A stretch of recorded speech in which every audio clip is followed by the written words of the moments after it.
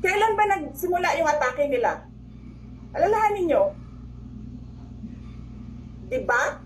After ako nag-resign sa DepEd? Kailan ba nagsimula yung pambabastos nila? Last year. After that meeting with the Makabayan Black and Martin Romualdez. They started destroying my name, pummeling me in the media with a multi-million PR campaign. Pinastos pa nila ako ng mga pagsisinungaling nila na kesyo taksil, kesyo korap, abusado.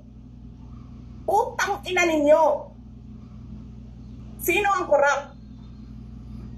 Yung mga congressman na yan na nag-hearing, anong sinasabi nila? Pagkatapos, pag na-off na ang mic, pag wala ng media, pasensya na kayo ha. Kailangan kasi namin ng pera. Mag-eleksyon na kasi.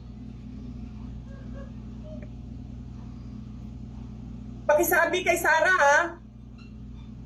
Hindi ko naman gusto itong ginagawa ko eh. Putang ina, hindi mo pala gusto ginagawa mo eh. Bakit mo sinisira pangalan ko? Joel Chua.